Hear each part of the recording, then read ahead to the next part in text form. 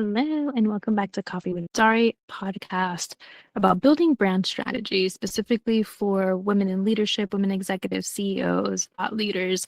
This is for you. And today we are talking about the 3 shifts that women executives must make to become thought leaders online.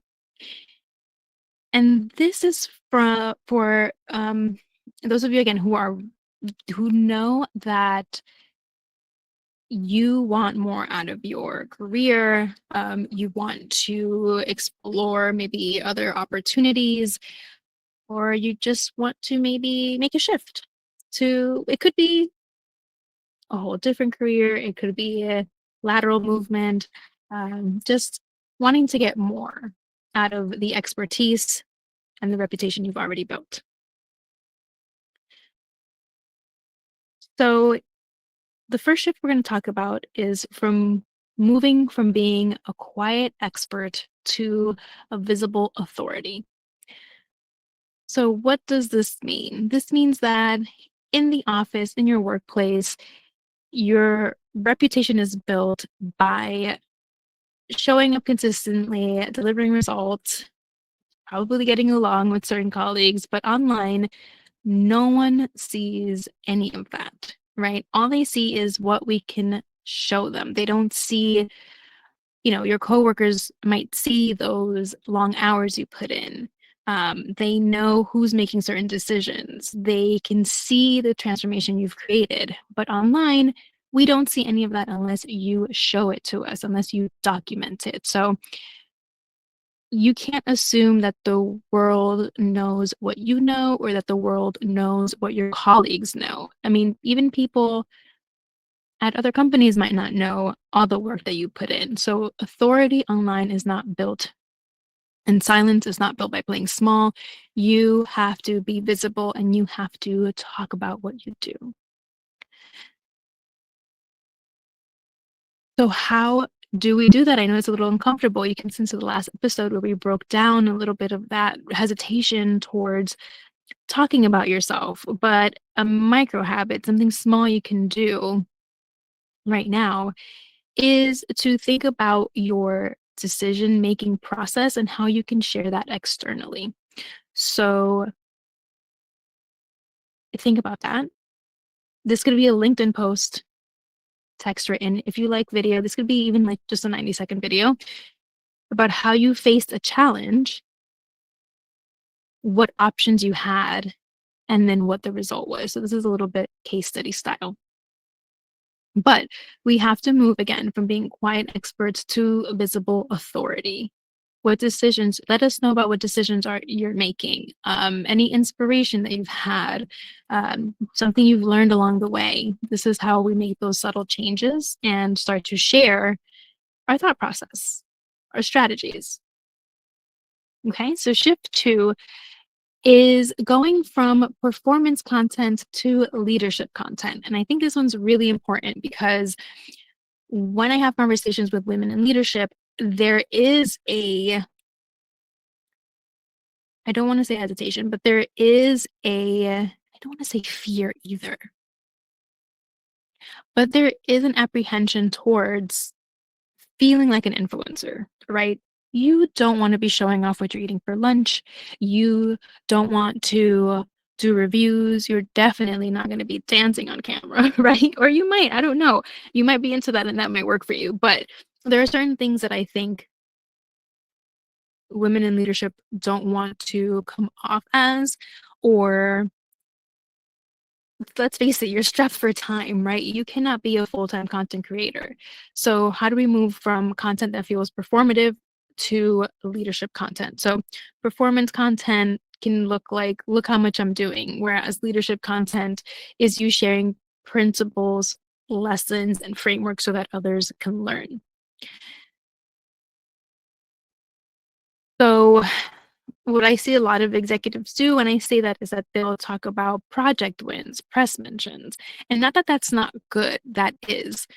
And we should talk about those things. If you are written up in an article, yes, absolutely. We want to clap for you. So definitely share about that. But you can go a little deeper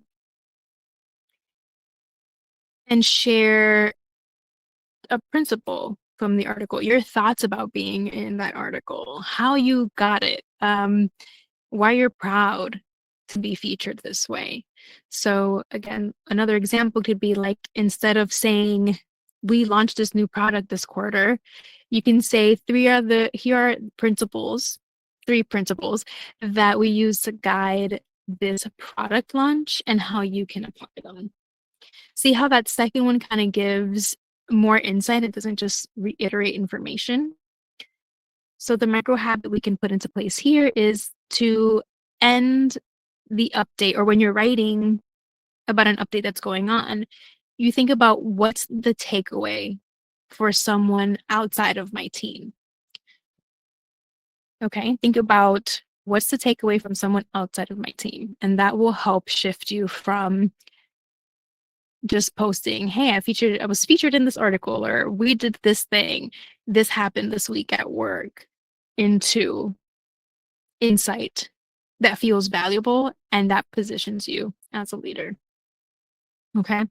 And then this leads us to shift 3, which is I know the struggle here, and it's going to be the constant struggle, and that is from sporadic posting to being consistent, to having a system for your presence. So, sporadic posting, I'd rather, let me, I have to kind of think about how I'm going to say this because I'd rather someone be posting every once in a while than not posting at all. But the problem is that sporadic posting isn't going to keep you visible. It's just like every once in a while you'll pop up. And in the age of algorithms, that lack of consistency means that you are not going to be in people's feeds because, as we know, algorithms like when you show up and they take that first, they show your posts to only a small percentage of your audience, and then they will decide from there whether or not this is like content that people wants to see. So because of that, and in general, because there's so much noise online, because there's so many other people posting online nowadays, sporadic posting just isn't enough.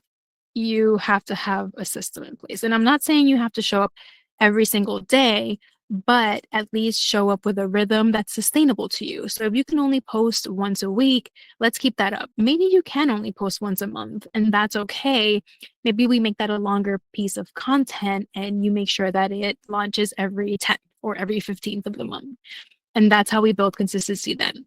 And even with these, I'm going to go on a little bit of a tangent here, but if you only do have time for those larger pieces, there are ways to take those large pieces of content and create smaller pieces of content so that you have consistent content that's not just once a month. But I digress because that was a little tangent there. So sporadic content can look like just sharing something when you're inspired to, whereas when you are systemic about it, it's committing to a timeline, committing to posting something.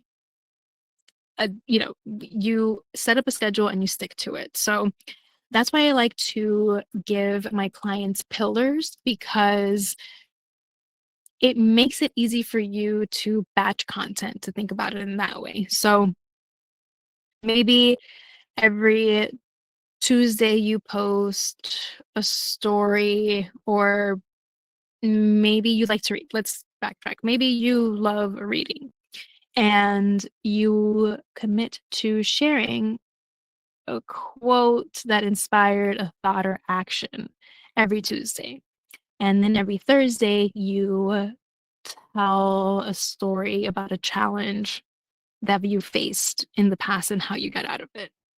And maybe like a quick insight about something that's happening in your industry on Saturday. That will keep you in the feeds more consistently than just showing up whenever you feel inspired. So you start to become a familiar voice, a trusted voice. People know they can count on you. They know what content is coming up. Even subconsciously, they'll know what's happening.